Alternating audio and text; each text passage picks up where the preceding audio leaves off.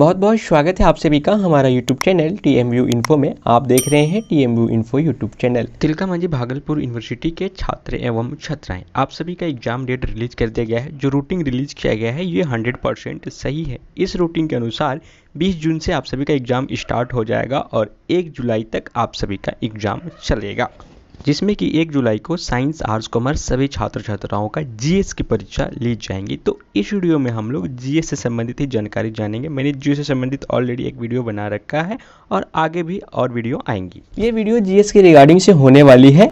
नव्या यादव नाम के इस छात्रा ने यह प्रश्न है कि अब जीएस से संबंधित जानकारी साझा किया जाए। आप स्क्रीन पे देख भी पा रहे होंगे, आपको यहाँ पे दिखाई दे रहा होगा Navya Yadav, please make one video how to prepare for GS science stream. तो ये केवल साइंस स्ट्रीम के लिए पूछी है जीएस से संबंधित, लेकिन यहाँ पे मैं साइंस, कॉमर्स एंड आर्ट्स सभी के बारे में बताऊंगा जिनका कि जीएस पेपर होता है। तो इस वीडियो में हम जीएस पेपर से रिलेटेड सभी बातें जानेंगे, जैसे जीएस पेपर का पैटर्न क्या होता है, जीएस में कैसा सवाल आते हैं, एक्स्ट्रा चीजें कहाँ से पढ़कर जानी होती है, क्या करेंट अफेयर का भी प्रश्न पूछे जाते हैं, कितने प्रश्नों का जवाब देना होता है, जीएस में पासिंग मार्क्स क्या होता है, जीएस में फेल होने पर क्या होता है। तो जीएस से संबंधित तमाम सवाल एवं कुछ एक्स्ट्रा सवाल, संपूर्ण जानकारी आपके साथ एक ही वीडियो में साझा करेंगे। तो आप इस वीडियो को अपने दोस्तों के साथ जरूर शेयर करें ताकि सभी का जीएस से रिलेटेड डाउट क्लियर हो जाए। तो चलिए शुरू करते हैं। तो सबसे पहले लैंग्वेज पे बात कर लेते हैं। क्वेश्चन हिंदी में पूछे जाएंगे या फिर इंग्लिश में। तो आर्ट्स के तमाम छात्र छात्राएं ध्यान दीजिए, आपका क्वेश्चन हिंदी में ही पूछा जाएगा, इंग्लिश में नहीं। साइंस एंड कॉमर्स का क्वेश्चन बाइलिंगुअल यानी कि इंग्लिश और हिंदी दोनों में ही पूछा जा सकता है, लेकिन मोस्ट प्रोबेबिलिटी है कि हिंदी में ही पूछा जाएगा, क्योंकि पिछले सेशन का जो एग्जाम हुआ था उसमें साइंस एंड कॉमर्स वाले स्टूडेंट का भी क्वेश्चन हिंदी में ही था, लेकिन कुछ साल पहले TMU इंग्लिश एवं हिंदी दोनों में यानी कि बाइलिंगुअल में क्वेश्चन प्रोवाइड करवाता था। बट कोई प्रॉब्लम नहीं है, यहाँ पर साइंस और कॉमर्स वाले में जीएस का प्रश्न इंग्लिश में आए तो भी आप उसका आंसर हिंदी में दे सकते हैं। जो इंग्लिश में देना चाहे वो इंग्लिश में भी दे सकता है, उन्हें तो कोई दिक्कत ही नहीं है। अब बात करते हैं पैटर्न के बारे में। तो सभी स्ट्रीम के लिए पैटर्न यहाँ पे सेम ही होता है। वो साइंस, आर्ट्स, कॉमर्स किसी भी स्ट्रीम से हो तो उनके लिए पैटर्न यहाँ पे सेम ही होता है। तो क्वेश्चन पूछने का जो पैटर्न होता है फ्रेंड्स, उसमें सेक्शन ए जो होता है वो ऑब्जेक्टिव टाइप क्वेश्चन होता है, जो कि कंपल्सरी होता है बनाने के लिए। उसके बाद 2 ग्रुप में आपके प्रश्न पूछे जाते हैं। ग्रुप ए में आपका 5 प्रश्न पूछे जाते हैं और ग्रुप बी में आपका 4 प्रश्न पूछे जाते हैं। यहाँ पे आपको ध्यान देना होगा कि पूरे प्रश्न से आपको मात्र 5 क्वेश्चन ही बनाने होते हैं। तो आप ग्रुप ए से 3 क्वेश्चंस बना लीजिए और ग्रुप बी से 2 क्वेश्चंस बना लीजिए, तो आपका 5 क्वेश्चंस कंप्लीट हो जाएंगे। या फिर आप ग्रुप बी से 3 क्वेश्चंस बना लीजिए और ग्रुप ए से आप 2 क्वेश्चंस बना लीजिए, तो आपका 5 क्वेश्चंस कंप्लीट हो जाएंगे। प्रत्येक क्वेश्चन यहाँ पे 20 मार्क्स का होता है, यानी प्रत्येक क्वेश्चन आपका 20 मार्क्स का होता है। इस प्रकार से 20 से 100 नंबर आपका हो जाता है, जिसमें कि एक ऑब्जेक्टिव होता है जो कि कंपल्सरी होता है। अब बात करते हैं कि किस प्रकार के प्रश्न इसमें पूछे जाते हैं और कहां से प्रश्न पूछे जाते हैं। हालांकि हम आगे चल के इसी वीडियो में प्रीवियस ईयर प्रश्न भी आपको दिखाएंगे कि देखिए किस प्रकार से प्रश्न पूछे हैं और किस प्रकार से ग्रुप को अरेंजमेंट किया गया है। तो चलिए बात करते हैं प्रश्न के बारे में। तो यहाँ पे देखिए आपका जीएस से प्रश्न पूछे जाते हैं। जो भी स्टूडेंट जनरल कंपटीशन का तैयारी कर रहे होते हैं उनके लिए ये सब सारी चीज़ें काफ़ी आसान होती है। जैसे कि आपको बता दें, इतिहास, भूगोल, चर्चित पुस्तकें, सामान्य विज्ञान, महत्वपूर्ण औद्योगिक संस्थान, विश्व में सबसे बड़ा, सबसे ऊंचा, सबसे छोटा, चर्चित व्यक्ति, चर्चित पुस्तकें, ब्लैक मनी, हरित क्रांति, उजली क्रांति या श्वेत क्रांति, नीली क्रांति, मार्केट इकोनॉमी, भूमंडलीयकरण या वैश्वीकरण की धारणा, भारत छोड़ो आंदोलन, संघवाद, धारा 370, बेरोजगारी, भारतीय राजनीति, विटामिन, वायरस, आतंकवाद, भागलपुर के रेशम उद्योग पर एक संक्षिप्त टिप्पणी, भारत के राष्ट्रपति की चुनाव प्रक्रिया इत्यादि सभी से प्रश्न पूछे जाते हैं। प्रमुख व्यक्ति जैसे कि वेरी इंपॉर्टेंट पर्सन है डॉक्टर राजेंद्र प्रसाद, सुभाष चंद्र बोस, महात्मा गांधी, भीमराव अंबेडकर इत्यादि से भी एक प्रश्न पूछे जाते हैं। यहाँ पे ध्यान दीजिएगा, प्रत्येक प्रश्न आपका 20 मार्क्स का होता है। तो ये सारे प्रश्न इंपॉर्टेंट यहाँ से पूछे जाते हैं। कुछ व्यक्ति के संदर्भ में भी पूछे जाते हैं जो कि प्रमुख व्यक्ति हैं, जैसे कि Swami Vivekananda, Nelson Mandela, Columbus, Gopal Krishna Gokhale, Chandrashekhar Azad इत्यादि से भी प्रश्न यहाँ पे पूछे जाते हैं। आगे बात करते हैं तो यहाँ पे साइंस यानी कि बायोलॉजी से भी रिलेटेड प्रश्न पूछे जाते हैं, जैसे कि एंजाइम, हार्मोन्स, अनुवांशिक बीमारियां, प्रोटीन इत्यादि सभी प्रश्न यहाँ पे पूछे जाते हैं। यहाँ पर प्रदूषण जैसे कि जल प्रदूषण, वायु प्रदूषण, ध्वनि प्रदूषण, इससे तो एक प्रश्न हर साल एग्जाम में होते ही हैं। ग्लोबल वार्मिंग, विश्व व्यापार संगठन यानी कि वर्ल्ड ट्रेड ऑर्गेनाइजेशन, जिसे WTO के नाम से भी जानते हैं, इसके बारे में भी पूछा जाता है। और पर्यावरण यानी कि क्लाइमेट चेंज एवं बायोडाइवर्सिटी, जैव विविधता से भी प्रश्न पूछे जाते हैं। महिला सशक्तिकरण, मानवाधिकार यानी कि ह्यूमन राइट से भी प्रश्न पूछे जाते हैं। यूएनओ, वेस्टर्न कंट्री, नाटो, आपको पता होगा अभी जो रशिया यूक्रेन का वार चल रहा है, इससे भी प्रश्न आ सकता है। नाटो का उसमें क्या भूमिका है, क्या रोल है। कोरोना वायरस से संबंधित और चीन से संबंधित प्रश्न भी यहाँ पे पूछे जाते हैं। क्योंकि जीएस का सिलेबस काफी लंबा है, तो इसके सिलेबस से संबंधित एक सेपरेट वीडियो बना दूंगा, जो कि आपको इसी चैनल पे देखने को मिलेगा। बहुत जल्दी वो वीडियो इस चैनल पे आ जाएगा। अगर आप जीएस का क्वेश्चन बैंक लिए होंगे और प्रीवियस ईयर क्वेश्चन देखे होंगे तो मोटा मोटी आपको आइडिया लग ही गया होगा कि कैसा प्रश्न पूछा जाता है। चलिए मैं पिछले साल आए प्रश्न से आपको रूबरू कराता हूँ। इसके बाद पासिंग मार्क्स से संबंधित बातें पे डिटेल से चर्चा करेंगे।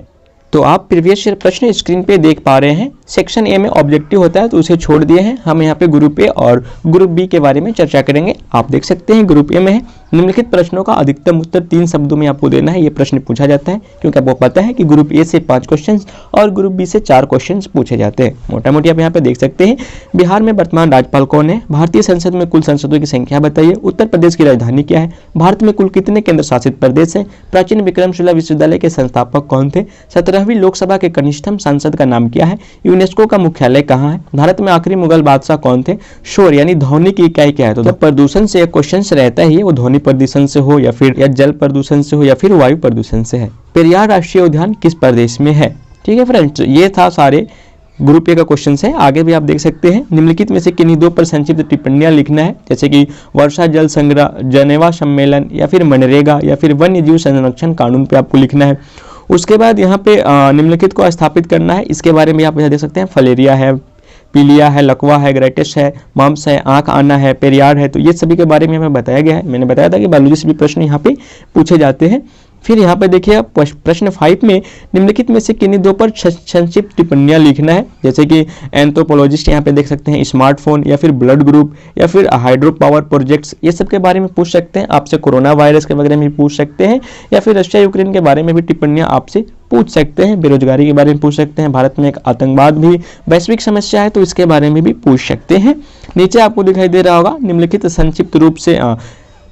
संक्षिप्त रूप में पूर्ण रूप लिखिए। ये पूर्ण रूप लिखना है, जैसे कि देखिए इसरो यहाँ पे क्वेश्चन नंबर सी में आपको इसरो दिखाई दे रहा होगा, तो इसरो का फुल फॉर्म क्या है वहाँ पे लिखना होगा। ONGC का पूरा नाम क्या है? PIL का पूरा नाम क्या है? राव का क्या नाम है? ये सभी प्रश्न पूछे जा सकते हैं, इनका फुल नेम आपको लिखना होता है। तो ये था ग्रुप ए।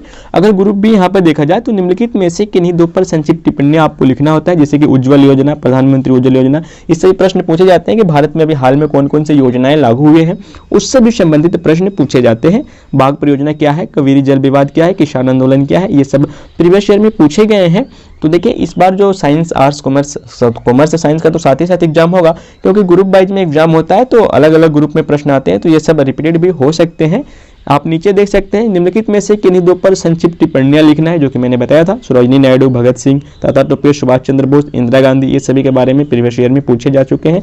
तो इसी प्रकार का जैसे महात्मा गांधी वगैरह होगा और सब स्वतंत्रता सेनानी वगैरह होंगे, उनके बारे में पूछा जाता है। निम्नलिखित के माप का इकाई भी लिखना होता है। ये साइंस का प्रश्न है। विद्युत प्रवाह, आवृत्ति, शक्ति, आयतन, वेग, इसका एसआई मात्रक क्या होता है यहाँ पे लिखना होता है।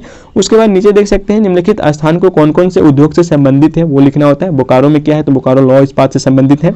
सालेम कहाँ से? फिरोजाबाद है, पन्ना है, पानीपत है, नोएडा है, वाराणसी है, सिंदरी है, सिंहभूम है, कटनी है। तो ये सभी के बारे में प्रश्न पूछे जाते हैं।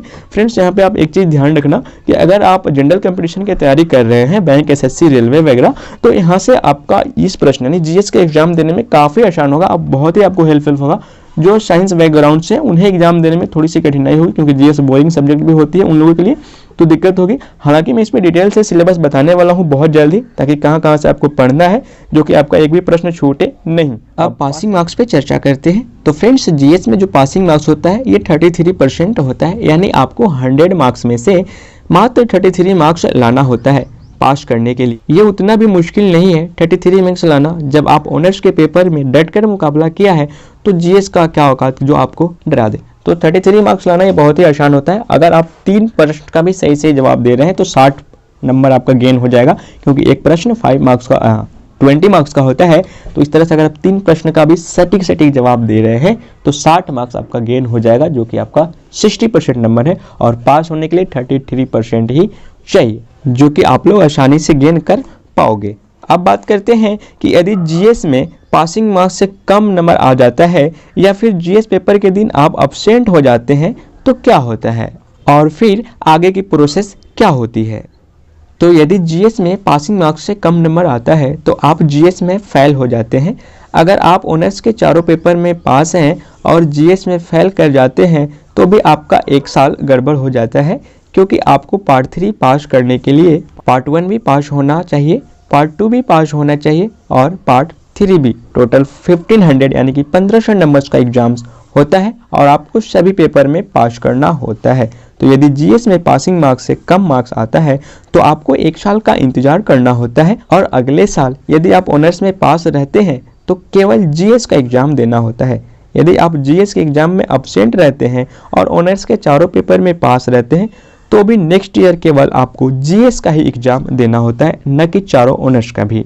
क्योंकि यहाँ पे बहुत सारे स्टूडेंट का काफ़ी कन्फ्यूजन रहता था कि क्या अगर हम जीएस में फेल हो जाएंगे तो नेक्स्ट ईयर जो एग्जाम देंगे वहाँ पे क्या मुझे ऑनर्स का भी चारों पेपर पुनः देना होगा और जीएस का भी पेपर पुनः देना होगा। तो देखिए फ्रेंड्स, ऐसा नहीं है। अगर आप जीएस में अगर आप ऑनर्स में पास रहते हैं चारों पेपर में, केवल जीएस में अब्सेंट है या फिर फेल है, पासिंग मार्क्स से कम नंबर आया है, तो आप केवल नेक्स्ट ईयर यानी जो अगला साल एग्जाम देंगे दूसरे सेशन वाले के साथ, तो वहां पे केवल आपको जीएस का एग्जाम देना होगा, ऑनर्स पेपर का एग्जाम नहीं देना होगा। लेकिन फ्रेंड्स, अगर आप ऑनर्स पेपर के किसी एक भी सब्जेक्ट्स में अगर फेल होते हैं तो आपका ऑनर्स के चारों पेपर का एग्जाम देना होगा और उसके साथ साथ आपको जीएस का भी एग्जाम देना होगा। तो मोटा मोटी जीएस से संबंधित सभी जानकारी इस वीडियो में समझ में आ गई होगी कि जीएस में पासिंग मार्क्स क्या होता है, जीएस में फेल होने पर क्या होता है, जीएस में प्रश्न कहां से पूछे जाते हैं, कैसे पूछे जाते हैं। बात रही सिलेबस की, तो सिलेबस का वीडियो मैं इसमें इसी चैनल पे बहुत जल्दी बनाकर अपलोड कर दूंगा, क्योंकि ये वीडियो काफी लंबी हो जाएगी। क्या करंट अफेयर से सवाल आते हैं या फिर नहीं आते हैं, मैंने बहुत सारे यहाँ पे प्रश्न बताए, इससे आपका क्लियर तो हो ही गया होगा कि क्या करंट अफेयर से इसमें सवाल आते हैं या फिर नहीं आते हैं। जब पूरा डिटेल से सिलेबस चर्चा करेंगे तो वहाँ पे पता चल जाएगा कि करंट अफेयर्स के सवाल आते हैं या फिर नहीं आते हैं। मोटा मोटी जान लीजिए कि करंट अफेयर से भी आपका सवाल यहाँ पे पूछे जाते हैं। कितना प्रश्न का जवाब देना होता है यहाँ पे जान जाइए कि प्रत्येक ग्रुप से, ग्रुप ए और ग्रुप बी रहता है, 2 क्वेश्चन से जवाब देना वहाँ पे कंपलसरी है और टोटल आपको 5 क्वेश्चंस का ही जवाब देना है। तो किसी एक ग्रुप से आप 3 क्वेश्चंस का जवाब दे दीजिए और किसी एक ग्रुप से आप 2 क्वेश्चंस का जवाब दीजिए, 5 क्वेश्चंस वहाँ पे कंप्लीट हो जाएगा। एक क्वेश्चन जो कि आपका ऑब्जेक्टिव होता है वो कंपलसरी होता है। तो जीएस से संबंधित संपूर्ण जानकारी इस वीडियो में आपको दे दिए। वीडियो कैसा लगा आप कमेंट बॉक्स में करके जरूर बताइएगा। हमारे साथ वीडियो में अंत तक बने रहने के लिए आपका बहुत बहुत शुक्रिया। अगर आपको ये वीडियो अच्छा लगा तो प्लीज सब्सक्राइब कीजिए। सब्सक्राइब करने में पैसे खर्च नहीं हो रहे।